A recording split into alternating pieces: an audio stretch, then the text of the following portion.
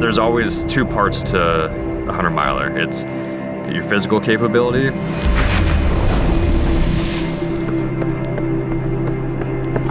and it's your mental capability. What really messes with people is the mental side. How far can you push through the pain?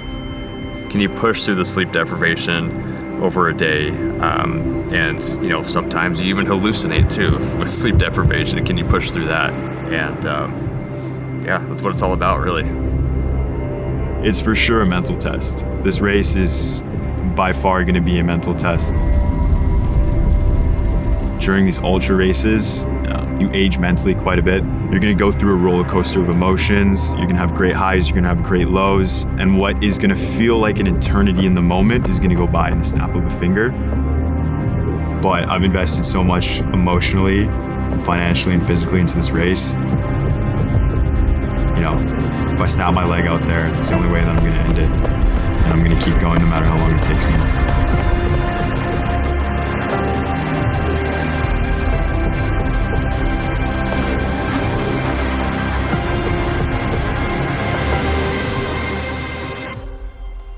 My name is Jordan Navoda. I'm 21 years old from Vancouver, British Columbia, Canada.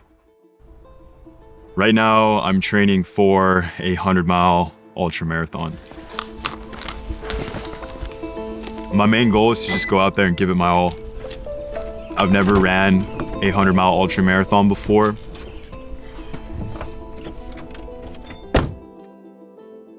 The biggest thing is just telling myself, hey, you put yourself in the deep end. You're going and setting out to do a massive goal, which is run 100 miles.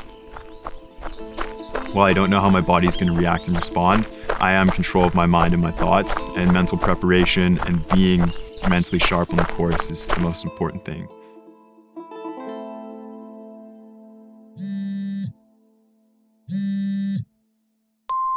Hey man, sorry I missed your call. I just wanted to say I know you're going through a lot right now with the injury, but if you need anything, just give me a call back. We'll talk soon. I think one of the biggest obstacles coming in this prep, stretch fracture on the tibia. Just jumped into mileage way too quick, way too soon. And it's kind of been an on and off battle to get back into running pain-free, considering, we're only 7 weeks out at this point. I was on a great linear progression to running, a 100-mile week, which is kind of the big week that you work up to, doing a 50-miler overnight. It's kind of what, me and Christian were talking about, to, not knowing when I'm going to get back on my feet again. It's not going to be fully healed. I do have to get mileage under my feet, but I'm kind of just weight managing right now to see what I can handle to the point where it's manageable, but it doesn't get worse. I think every challenge that comes your way in life is just a test. These are all like tests, right? It's kind of like the way I've been thinking about it as I, progress and get older and older, and, they're testing you. It's like, how much pressure can you take? How much can you handle before you kind of like erupt and explode? But when one of those challenges, tests, or adversity comes your way, you'll have learned something from the past, and you'll be able to be a better person going through it for the next challenge that comes. And that's basically what life is, dude. It's all these little tests to become, the best version of yourself. And how you handle those situations and adversities is really how you're gonna come on top and kind of shape the life that you want.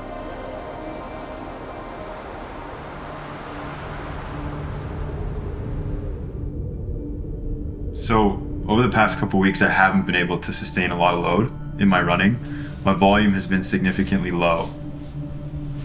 And this was the first session that spanned it up to 2 hours that was on a trail as opposed to a track or road.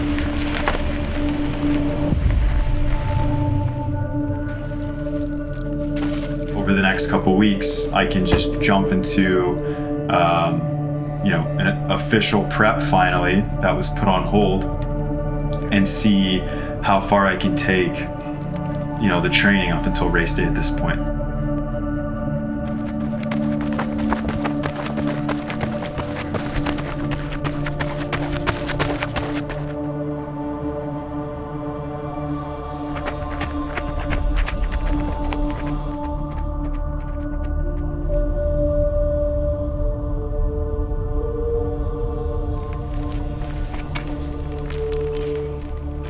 think we're ready to go. I think there's nothing holding me back at this point. Let's just go from here.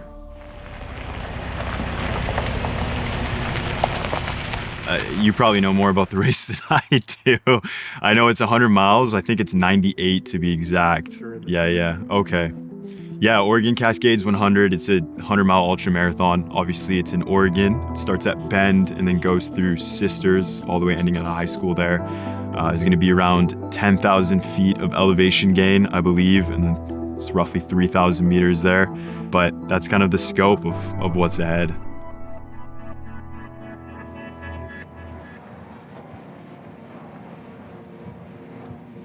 I think the biggest fear that I have is self-doubt.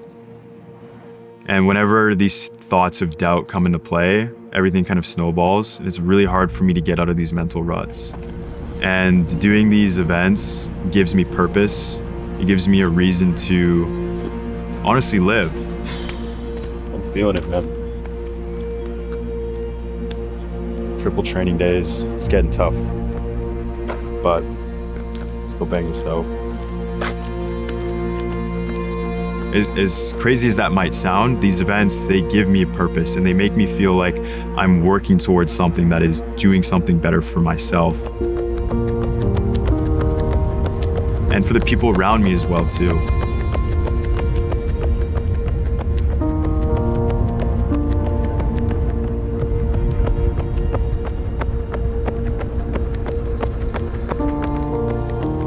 If it weren't for pushing myself to the extreme and seeing what I'm capable of, there would be a part of me that is completely missing, completely lost, and doubtful. Because if you set your mind to something, but you don't go out and pursue it, you'll never know what it could have been. I'm gonna keep going, bro. I'm gonna PB in 1K. I'm gonna keep going.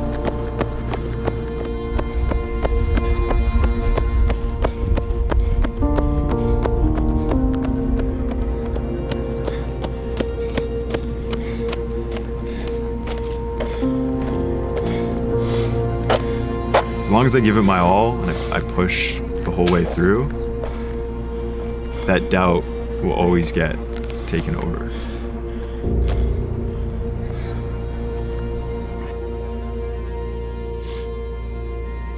This is why I train. 100%, this is why I train.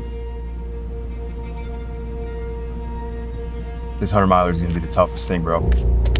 It's gonna be the toughest thing up ahead. But this is where progress is made. This is where champions are made.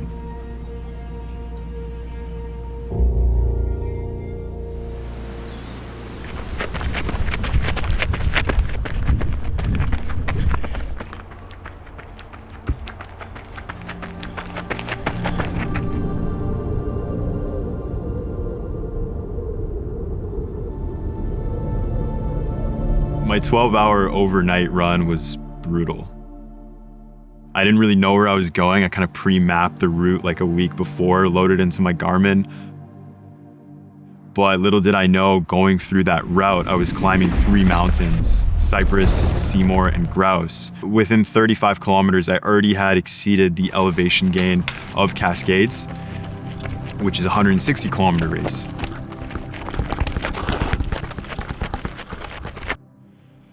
"12 hours, boys. Let's go." It was pretty brutal in the circumstances that I put myself in. I had never done something like that before. So with me climbing 3 mountains and not having any communication to anyone outside and being deep into the forest, I learned a lot about how to take care of myself, how to stay calm under pressure, how to make sure everything is going right, and how to move efficiently, with the only tracking being, my little Garmin watch with a really outdated preloaded map. I probably had like 300 grams of carbs and like 1,200 calories just from liquids. I'm all out. But the cramping went away, which is good. But I have no more cargo left, so I have to refuel everything. Okay, where are we headed?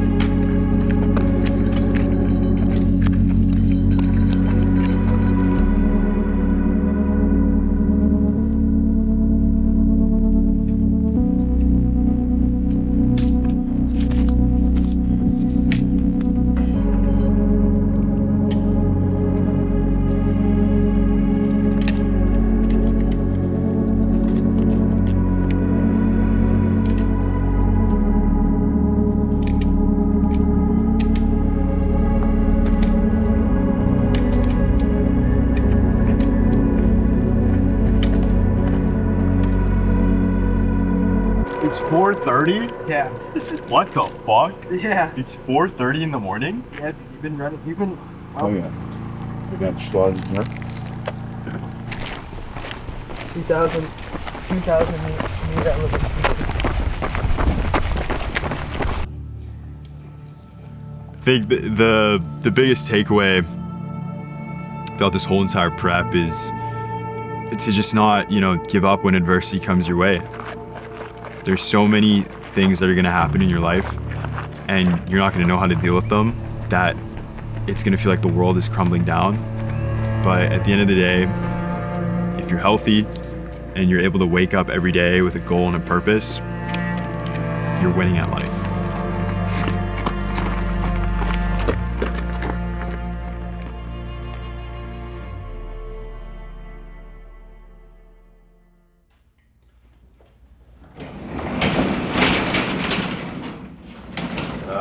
What up, man? How you doing? Good. It's good. Having the crew out there, Pat, Noah, Christian, got to give props to Wesley. I literally met this guy for like a random Instagram DM, and like a week later we went skiing together and we just clicked right away. Now 6 months later, this guy has ran multiple trail runs with me and he's coming to Oregon. You, fucking Noah, Patrick, and Christian We'll be at this one are going to be able to see me for the first time at 41. at 42K. Yeah, basically, marathon after a marathon. So I got to do a marathon in 7 hours. in 7 hours. So we'll go through the night and get down to aid station 10. So from 7 to 10, Yeah. someone should probably be there because it'll be nighttime. Someone should definitely be there. And then And from there, it's technical downhill. It's just a marathon after that. We just kind of have that relationship. It's a breath of fresh air whenever I go and run with him or just kind of hang out with him. Don't really have to focus on work or training. I'm just there in the moment with a friend and having a good time with the process. Really just enjoying it. Thursday? Yeah, Thursday we're headed out to Oregon. Yeah.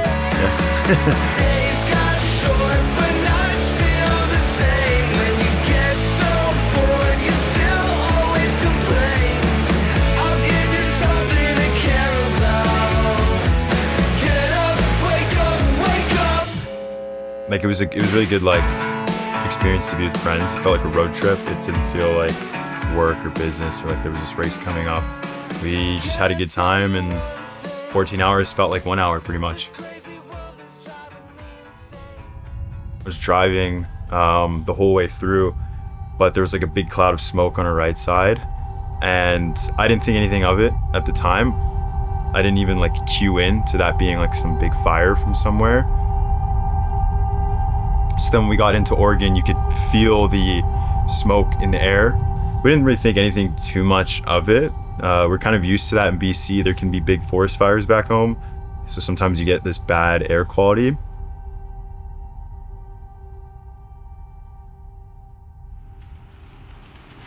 Friday morning rolls around and Wesley and I, we packed out all my fuel for each aid station. So huge shout out to Wesley. This guy was the best person to have in my corner. Oh, that's 2 hours of running. From 10 minutes per mile. From 5 to 7? It's 13 miles. We looked at how far I was going to be from each crew point in the instance that I didn't want to eat something from the aid stations. So my strategy coming into the race was 90 grams of carbs per hour and I think 400 calories. We were just waiting to get Christian's approval on everything. So that's when Christian came into play, picking him up at noon. Meeting him for the first time was, it was awesome. Christian's a cool guy. We clicked right away. He loves the crew. We love Christian. The vibe was right there from the get-go. How's it going? My name is Christian Johnson. I am 30 years old, a little bit older than all you youngins. I've been at the endurance game for about 12 years now. So Jordan, man, a young guy trying to do some big feats of endurance right now, which I always appreciate. Anybody that ever reaches out to me and says, hey, I want to run a 100 miler, I'm like, yep, I'm on your team. Let's make this happen, whatever it's gonna take. I think his mental battles are definitely gonna be the pain from his injury. I know he's still dealing with some pain, So we'll see how bad that really gets. And that's the type of injury too where you don't really want to mess with it too much. So I'm just hoping he can manage that pain correctly. 100. Thank you. Number. Oh, it's a lucky number right there.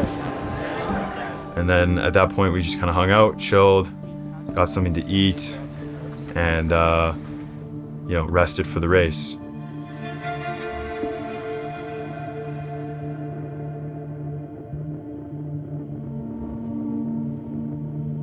I woke up Saturday morning. It's funny enough, that night I actually dreamed of going across the finish line, and then I woke up in shock at 2 a.m. thinking I actually did the race. I guess I was just manifesting it so much.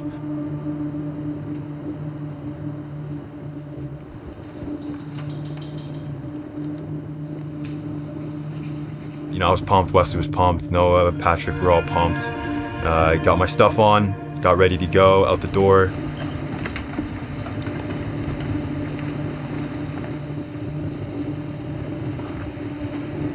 I could see Christian was locked in, ready to go. He grabbed the keys, we all hopped in the car. It's just straight to the point. I could tell this guy had done this a million times because of how, he took charge of the situation without actually taking charge, but showing leadership and being a role model in situations where we all need to follow.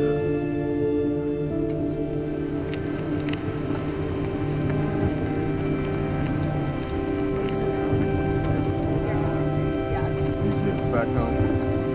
Ready to go? Yeah, man. Yeah, it's gonna be nice. See you like there.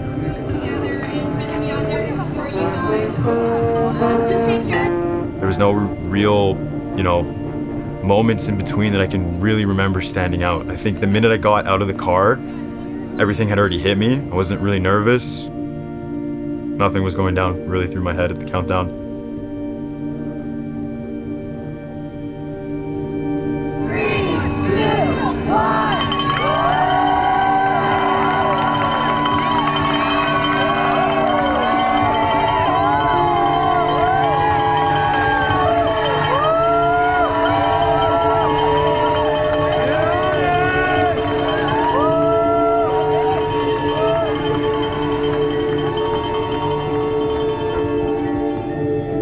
The beginning of the run started as expected. Crazy inflammation in my Achilles, crazy pain in my shin, which is how it's been going for the past 2 weeks. The first 7 miles were really tough because everything started to get inflamed and I started getting my body moving.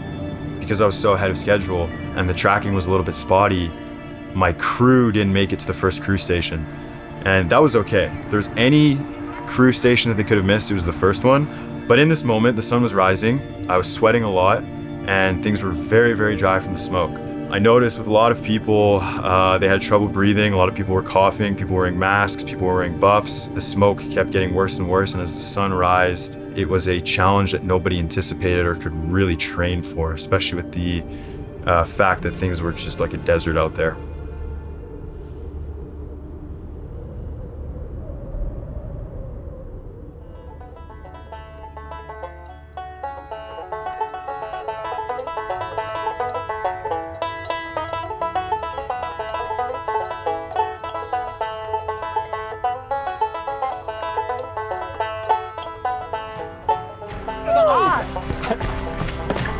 Let's go. Saw my crew at the 33-mile mark, and it was like a pit stop out there. It's just like NASCAR, in and out. Vest was off. Christian was like, "Go here, boom." Water electrolyte. Where we posted up? Go over there.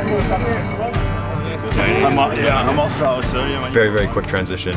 This highlighted the importance of a crew to me. I didn't really know what a crew looked like. I didn't have much knowledge of what an ultra even looked like in general. The fueling strategy was perfect. Okay. So I was doing 3 gels and a pack of gummies. Okay, you're doing the strat. Okay, Yeah. more.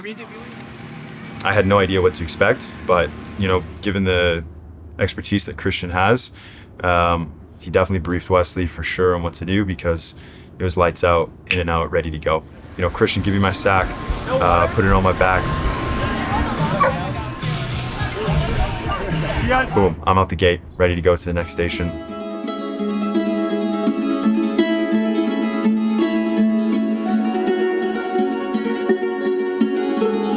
33 to 46 is when things were tough on everybody. And this is where I started to notice people dropping out of the race.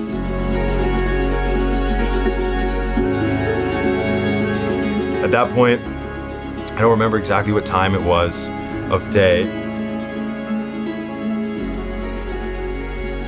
The sun had, had a full direction on us, and the smoke was so intense that I had a hard time breathing, like a really hard time breathing. And I still have a hard time breathing now because of how much smoke I inhaled, but I was at a significant disadvantage, and so was everybody else in the race. And, people were dropping out in front of me. They were like, I can't do this isn't healthy. And, fair to them, like, it was not healthy to be out there in those types of conditions for sure. It was a very grueling situation to be in. Okay, I'm gonna put the camera away. Okay, we have some rice for you. Good. Yeah, I'm good. Pretty fucked. I need to get that. So. Yeah. Rice? The air is so bad. Yeah. Like, You want water? 3 people DNF beside me because of the air. They couldn't breathe. They're coughing up a lung.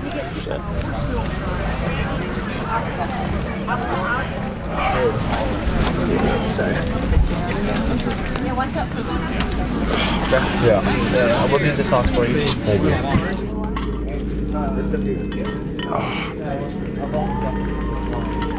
Let's go. All right, let's go.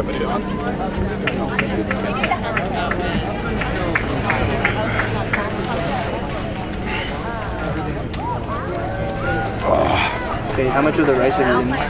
Pretty much half. Eat a bit more. I will.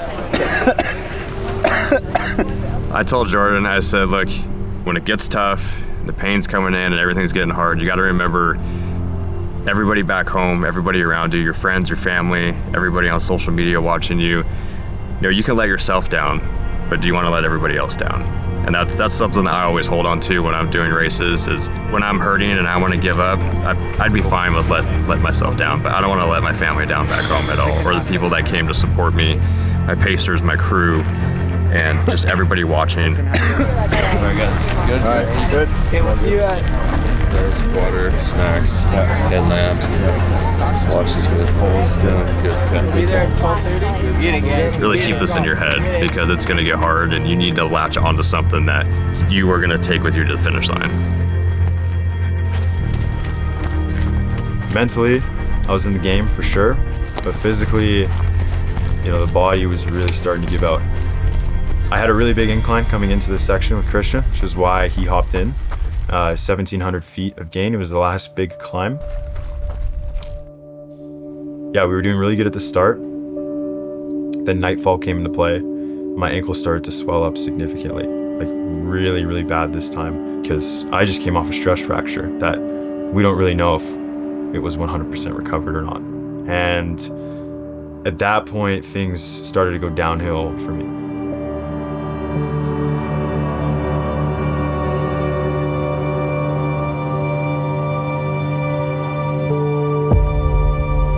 Wildfire burning in Central Oregon continues to grow tonight, and so do the evacuation zones. The state fire marshal's office today also activated task forces from around the state to come help fight those flames. This is the flat fire. It's burning southwest of Lake Billy Chinook and northeast of Sisters. Evacuations are in place in both Jeffersons and Deschutes County, with more than 1,000 people under level 3 go now orders. The fire, which sparked yesterday, has now grown to 3,300 acres. News got broken to us. Some guys went by us and they said, "Hey, did you guys hear the news?" We're like, "Oh, what's the news?" The race has been officially shut down. You gotta evac at your next aid station. There's been this massive fire, which we noticed in the beginning, kind of driving up here, and that had hit Sisters, which is where I was supposed to end. So, email just got sent out. They canceled the race. The race is canceled. They're extracting people from the next aid station they go to. It's done. And it's done. So yeah, me and Christian, we just pretty much walked it out to the very last exit point that we could. And that was it, just a silent walk between us. Look, That's a wrap, boys. Only 100K, unfortunately. But we did our best. There was no more adrenaline at that point because the race, like I knew the race was going to be over and I wasn't going to hit the 100-mile mark. It was a tough bout for me mentally, but I kind of got over it after. I was like, you know what, man? Like, this is my first ultra marathon. I'm the youngest guy on the course, 21 years old. I've put so much on the line. I prepped for literally 5 weeks of running, basically. I came off a stress fracture and I worked my ass off to get here. And even though I did everything I could, I can't change the laws of an evacuation. And it's an unfortunate situation, but I came at peace with myself and contentment. And at that moment, I experienced full clarity in my mind. I came out here seeking validation in my mind, validating myself for the efforts that I put in. And all the hard work that I had put in, and I experienced all that right away. I loved every second of it. I'm hooked on ultra training for sure. I did everything I could in my power, and I was learning along the way. I'm extremely grateful for this opportunity that I have had in front of me. I'm extremely grateful to go out and race the Oregon Cascades 100. I'm extremely grateful to run 100 kilometers and walk away from what it seems like so far with no major injuries. I'm extremely grateful for the people that were in my corner this prep. I wouldn't be here without these guys. There would be no Jordan, there would be no prep without the team and the crew. This was a group effort, and we all executed to the best of our abilities.